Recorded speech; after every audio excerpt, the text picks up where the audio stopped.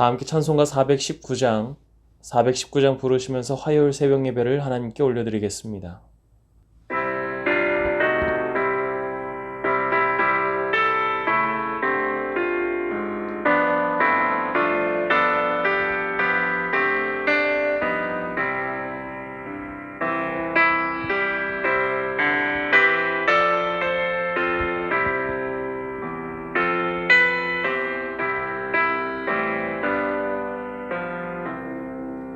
주 날개 민 내가 편안히 쉬네.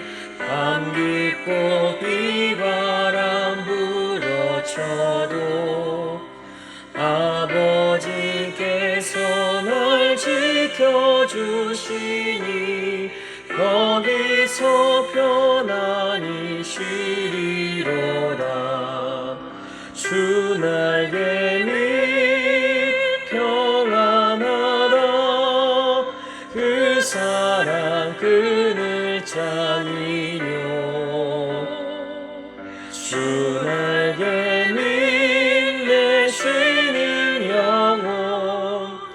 영원히 거기서 살리.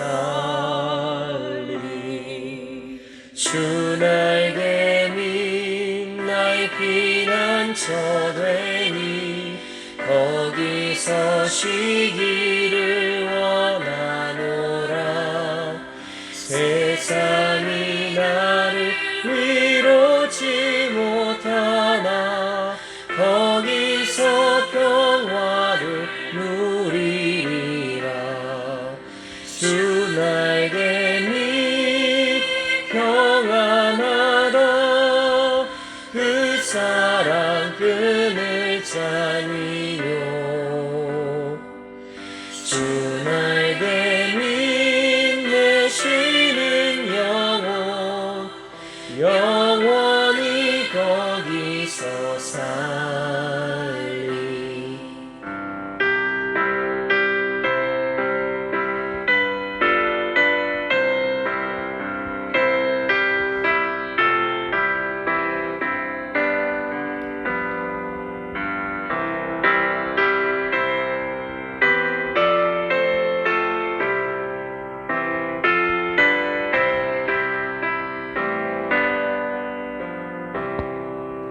주 날개 및 참된 기쁨이네. 고달픈 세상 길 가는 동안 나 거기 숨어 돌보심을 받고 영원한 안식을 얻으리라. 주 날개 및 평안하다. 그 사랑 그늘 잠이요. 주 날개 민 내 쉬는 영원히 거기서 살리.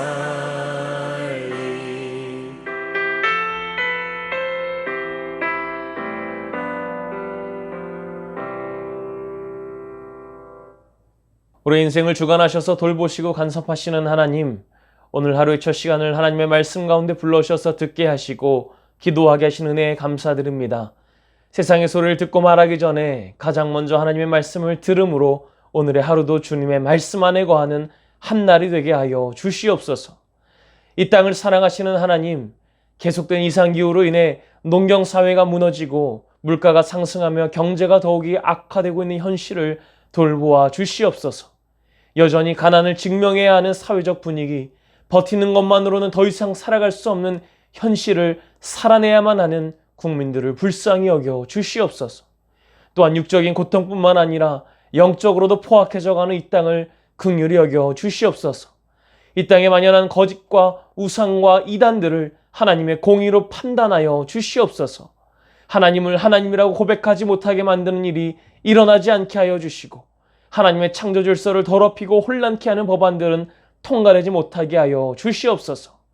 세우신 대통령과 위정자들을 우리는 바로 볼 수 없을지 몰라도 머리털 하나까지 세시는 하나님께서 그들을 움직여 주시고 이 땅이 올바른 길로 인도될 수 있도록 하나님께서 간섭하여 주시옵소서.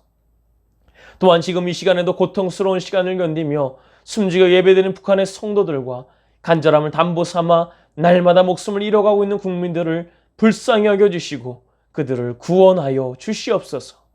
그들을 황폐하게 만드는 독재 정권은 무너지게 하시며 하나님의 개입하심으로 복음적 평화적 통일을 이루게 하여 주시옵소서. 우리 교회를 기억하시고 여호와로 인해 기쁨과 즐거움을 허락하실 하나님, 이제 정말 새 성전에서 예배드릴 수 있는 날이 가까워지게 하심에 감사드립니다. 그동안 여러 가지 이유로 미뤄왔던 신앙의 모습들을 이제는 더 이상 미루지 않게 하시고 하나님께서 보시기에 합당한 믿음의 성도들로 성장케 하여 주시옵소서. 하나님의 이름이 언급되고 하나님과 관련된 모든 것들에는 민감할 수 있는 신앙을, 하나님의 이름의 능력을 믿는 신앙을, 하나님을 증명할 수 있는 신앙을 우리에게 허락하여 주시옵고 그 신앙대로 살아낼 수 있는 믿음의 담력을 허락하여 주시옵소서. 이를 위해 발벗고 나서서 수고하시고 고민하시고 애쓰시는 담임 목사님과 장로님들과 날마다 성전을 사모하며 각자의 삶의 자리에서 기도하시는 성도님들을 성령으로 무장시켜 주시옵소서. 나아가 관리처분 항소심에도 함께 하시어 우리 교회 억울함을 신원하여 주시고 10월 17일에 있을 1차 심리를 통해 정당한 보상을 받아낼 수 있는 판결을 내릴 수 있도록 하나님께서 간섭하여 주시며 이 모든 과정에 문제 없이 빚 없이 민원 없이 원망 없이 해결될 수 있도록 하나님 도와주시옵소서. 또한 가족과 자녀들의 인가 기도를 위해 간절히 기도하는 성도들이 있사오니 그들의 기도가 땅에 떨어지는 것 하나 없이 모두 하나님께 닿게 하시며 결국 그 열매의 결실을 맺는 날을 반드시 보게 하여 주시옵소서. 모든 교육자들과 사모님들과 직분자들과 팀사역자들과 지역장, 부지역장님들, 보이지 않는 곳에서 수고하는 모든 손길들을 기억하여 주시고 날마다 주님이 주시는 새 힘으로 맡은 일에 충성을 다할 수 있게 하여 주시옵소서.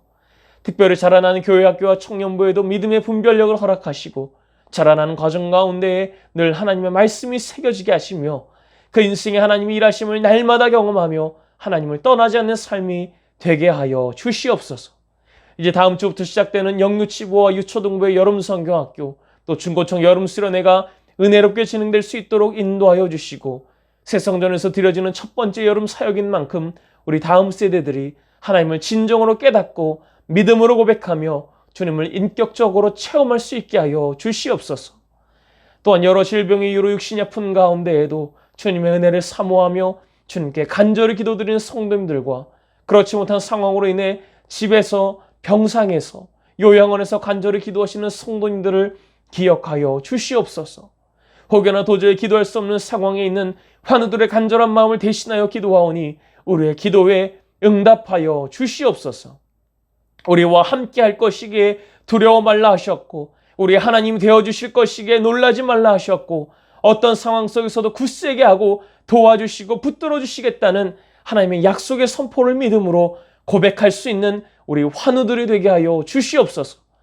간절히 구하오니 오직 나사렛 예수 그리스도의 이름으로 명하노니 머리와 눈과 귀와 어깨와 허리와 무릎과 다리와 폐와 고관절이 새 것처럼 회복될지어다.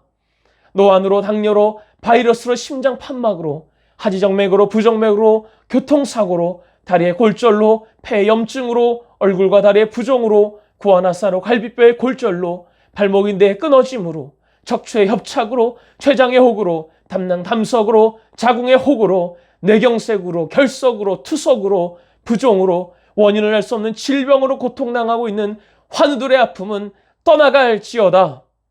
림포종암과 설암과 갑상선암과 흉선암과 상피암과 유방암과 대장암과 전립선암과 신장암과 방광암의 모든 암세포들은 괴멸되고 떠나갈지어다.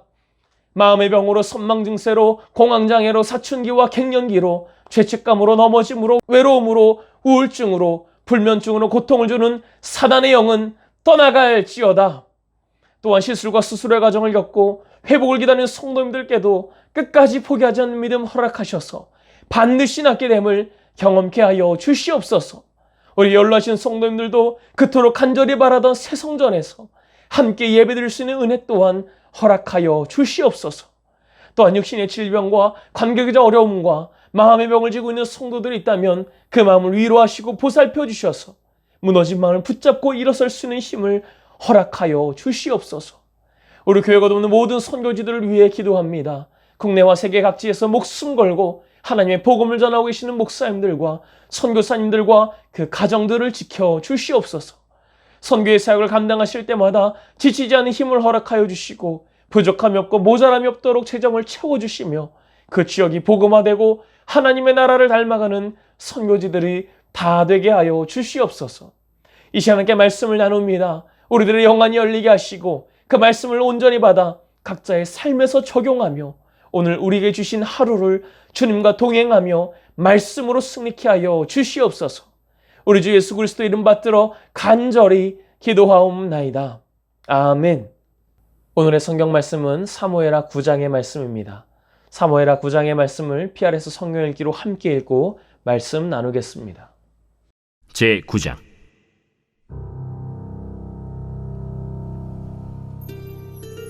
다윗이 이르되 사울의 집에 아직도 남은 사람이 있느냐?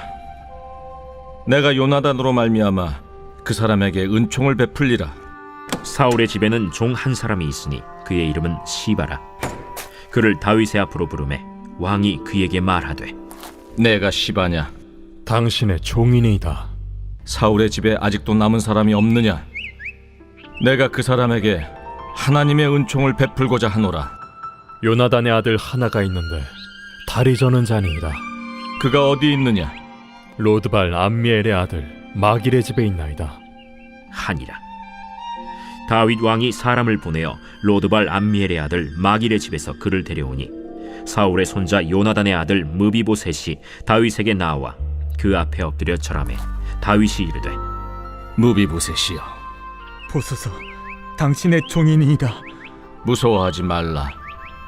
내가 반드시 내 아버지 요나단으로 말미암아 내게 은총을 베풀리라. 내가 내 할아버지 사울의 모든 밭을 다 내게 도로 주겠고 또 너는 항상 내 상에서 떡을 먹을지니라.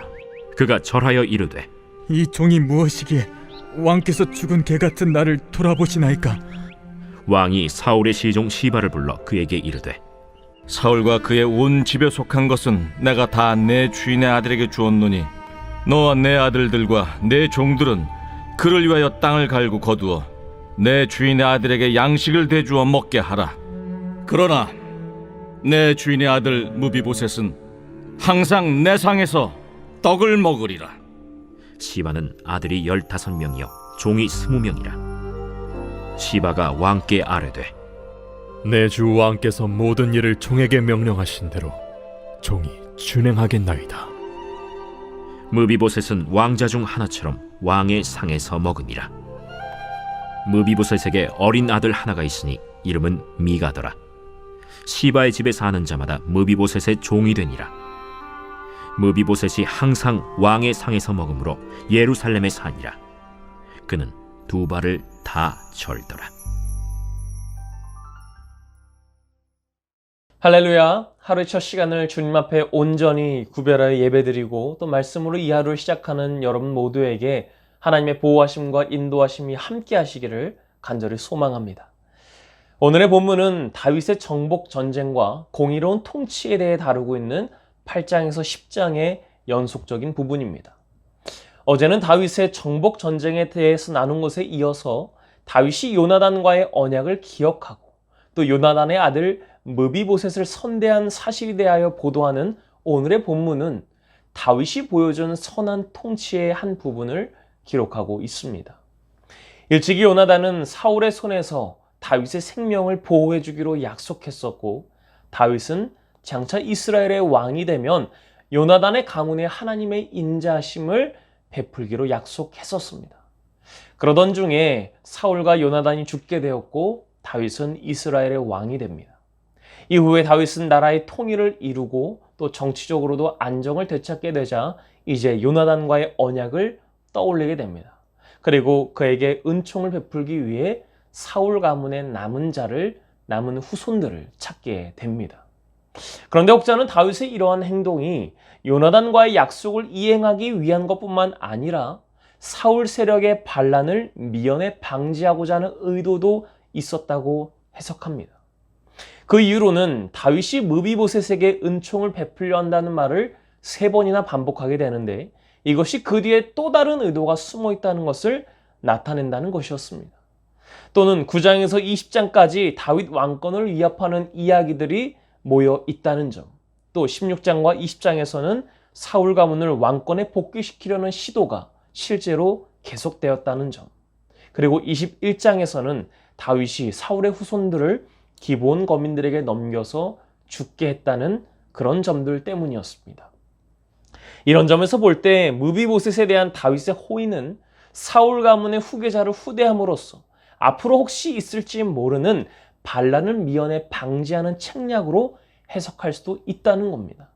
그럼에도 우리는 오늘의 본문을 통해 다윗의 행동에 선한 의도가 있었다는 것은 의심할 여지가 없음을 알 수 있습니다. 그렇게 1절을 보면 다윗이 이르되 사울의 집에 아직도 남은 사람이 있느냐? 내가 요나단으로 말미암아 그 사람에게 은총을 베풀리라 하니라 라고 말하는 것을 보게 됩니다. 다윗이 사울의 집에 남은 자가 있는지를 물어본 이유는 다름 아닌 요나단과의 언약으로 인해 그 후손에게 은혜를 베풀기 위함이었습니다.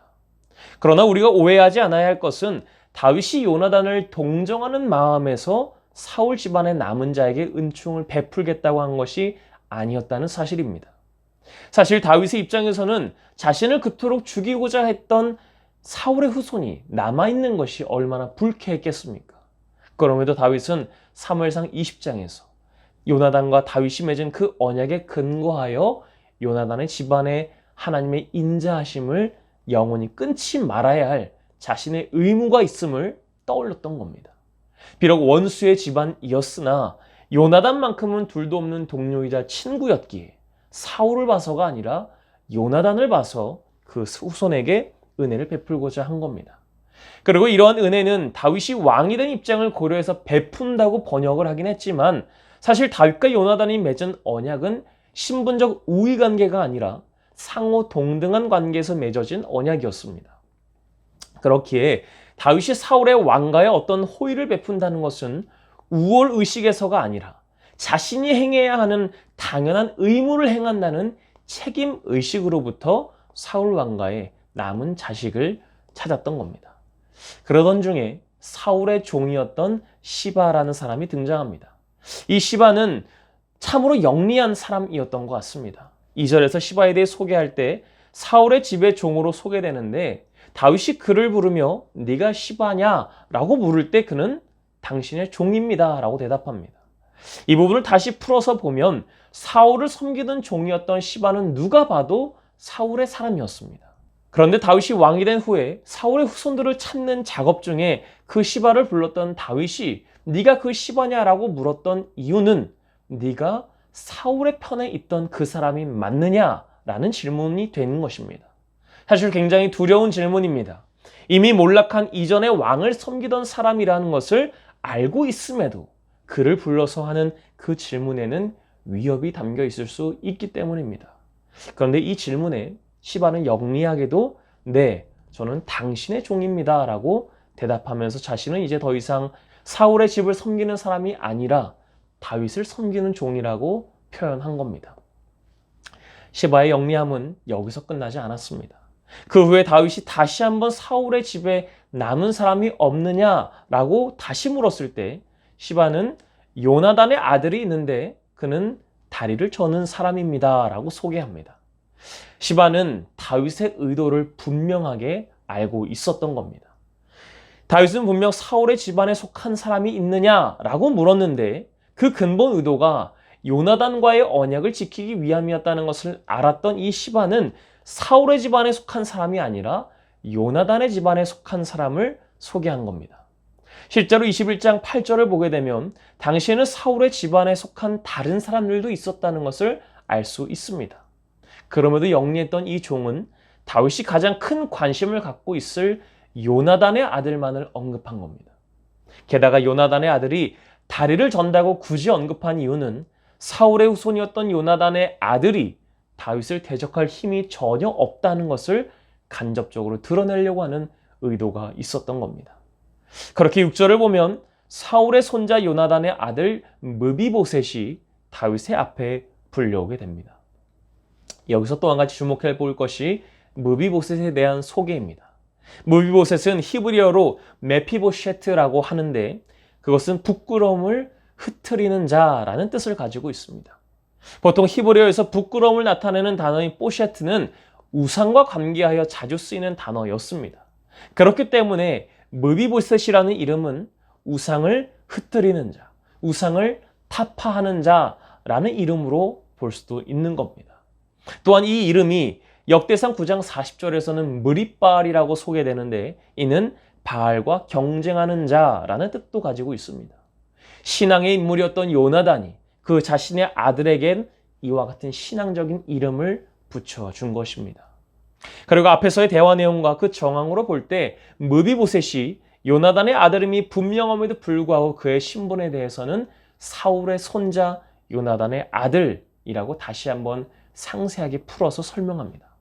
이것은 무비보셋이 그 독자적으로 중요성을 가지는 인물이라기보다는 그가 사울의 가계를 이어가는 자임과 동시에 신앙적이었던 요나단의 아들이라는 점에서 중요성을 가진다는 사실을 강조하고 있는 것입니다. 자신을 부르는 다윗의 호명에 무비보셋은 두려웠을 겁니다. 그는 패망한 왕조의 후예일 뿐만 아니라 과거 할아버지 사울이 집요하게 다윗을 죽이려 했던 것을 생각해 볼 때 그는 다윗 앞에서 두려워 떨면서 긴장할 수밖에 없었을 겁니다. 그런데 그런 무비보셋을 향해 다윗은 은총을 베풀 것이다 라면서 안심을 시킵니다. 다윗은 무비보셋이 패망하는 왕가의 일원이 아닌 자신과 대등한 위치에 놓고 대화를 했던 겁니다. 또 일방적으로 은총을 베풀겠다는 것이 아니라 요나단과의 언약 속에서 자신이 해야 할 의무를 이행하겠다는 신실함을 보여주고 있는 것입니다. 그리고 사울 집안의 모든 재산을 무비보셋에게 돌려주고 또 다윗과 함께 왕의 식탁에 함께 할 것을 약속했습니다. 이것은 무비보셋을 다윗 자신의 가족의 일원처럼 친근하게 대하겠다는 의미를 포함하는 것이었습니다. 또한 자격이 안 되는 무비보셋을 지목하고 또 그의 명예를 회복하여 줌과 동시에 더 넓게는 나라의 일에도 직접적으로 참여할 수 있는 자격을 부여한 것이라고 볼 수 있습니다. 왜냐하면 당시 왕의 식탁은 중요한 정치적 사안을 긴밀하게 논의하는 그런 자리이기도 했기 때문입니다. 이 모든 일은 사울의 종이었던 시바를 통해 무비보셋에게 실현되었고 또 그 후에 실제로 다윗의 식탁에 참여하는 모습을 11절에서 보게 됩니다. 그리고 오늘의 본문은 끝에 가서 무비보셋의 아들의 이름을 언급하고 또 마지막 절에서는 먹는다, 산다, 절더라 라는 세 개의 동사를 사용하면서 무비보셋의 이후가 어떻게 될지를 암시해주고 있습니다. 무비보셋의 아들의 이름을 언급한 것은 사울의 집안이 무비보셋으로 끝나지 않고 그의 아들로 하여금 계속해서 그 가계가 이어지게 될 것을 암시한 겁니다. 실제로 역대상의 기록들을 보면 무비보셋의 아들 미가의 자손들이 매우 왕성하게 번성해 나간 것을 확인할 수 있습니다. 표면적으로는 다윗이 무비보셋의 철저한 후견자가 되어서 그 집을 흥왕케 한 것으로 기록된 겁니다. 그러나 실질적으로는 하나님께 불순종했던 사울로 인해 비록 그 가문이 전체가 형벌 가운데 처해졌지만 그의 아들 요나단만큼은 의로운 자였기 때문에 사울 가문이 심판을 당하는 가운데에서도 요나단의 후손들은 하나님의 축복을 받아서 흥왕하게 되었다라는 것입니다. 사랑하는 성도 여러분, 우리는 다윗이 무비보셋에게 취했던 행동을 통해 그의 지혜를 엿볼 수 있습니다. 요나단의 아들을 후대함으로써 친구 요나단에게 한 약속을 철저하게 지켰습니다. 또한 그를 왕의 식탁에서 함께 먹게 함으로 왕자와 같은 대우를 해줬습니다. 이것은 밖으로는 베냐민 사람들에게 호의를 얻었고 또 안으로는 그를 자기 감시하에 두어서 혹시 모를 반란을 미연에 방지할 수 있었던 겁니다. 요나단에게 신의를 지키기 위해 했던 행동이 오히려 더욱 많은 사람들을 다윗의 사람들로 만들게 되었고 아울러 자신에 대한 위협도 방지하게 해주었습니다. 우리는 때로 흑백 논리 아래에서 모든 일을 결정할 때가 있습니다. 득이 되지 않으면 실이 된다는 논리, 친구가 아니면 적이라는 논리, 오른쪽이냐 왼쪽이냐의 논리와 같은 것들입니다. 그러나 다윗은 이런 극단적인 흑백의 원리 아래 행동하지 않았습니다. 자기에게 후원이 될 수 있는 무비보셋을 제거하여서 안정을 도모하지도 않았고 무비보셋을 후대하여 앞으로 있을지도 모르는 반란을 방치하지도 않았습니다. 이 모든 행동은 하나님의 인자하심을 두고 언약했던 요나단과의 약속을 신실하게 지키기 위함이었던 다윗의 선한 행위였던 것입니다. 이를 토대로 볼 때 우리는 때때로 사랑과 정의의 극단에서 방황하는 경우를 보게 됩니다. 어떤 일이나 사람의 잘못을 그리스도의 사랑으로 관용하다 보면 불의에 동참하게 됩니다. 또 반대로 너무 정의를 내세워서 모든 일의 엄격함만을 강조하면 그리스도의 사랑과 관용을 실천하기 어려울 때가 있다라는 겁니다. 한 가지만을 택하여서 다른 것을 버리기 쉬운 때, 이럴 때 다윗의 지혜를 배워야 할 것입니다. 이것이 바로 윈윈 전략인 겁니다. 두 마리의 토끼를 잡으려다 다 놓친다는 속담은 있지만 우리는 사랑과 정의, 이 중에 어느 하나만을 쫓아서는 안 됩니다. 하나님께서도 우리에게 한없는 사랑을 주시면서도 죄에 대해서는 철저하게 공의로우셨던 것처럼 우리의 삶에서도 늘 사랑과 공의를 모두 잡을 수 있는 다윗의 지혜를 얻을 수 있는 그런 저와 여러분들의 모습이 되시기를 주님의 이름으로 간절히 축원합니다. 함께 기도하겠습니다. 사랑과 정의 중 한 가지만을 명확하게 정하는 흑백 논리의 시대를 살아가는 지금 다윗의 지혜가 필요함을 절실히 느낍니다. 불의를 참지 못하느라 사랑을 놓치지 않게 하여 주시고 한없는 사랑이란 이유로 죄에 대해서는 무감각해지지 않게 하여 주시옵소서. 사랑과 공의의 하나님께서 우리에게도 이러한 사랑과 공의가 공존하는 믿음과 지혜를 허락하여 주시옵소서. 또한 우리 교회 7가지 기도 제목을 가지고 함께 기도하시고 특별히 교회의 준공이 승인됨에 감사드리며 9월 7일에 있을 입당 예배와 또 남은 건축 항소심 재판을 위해서 환우들의 치유와 우리가 가져온 모든 기도의 제목들을 간절히 기도하신 후에 삶의 자리로 돌아가겠습니다.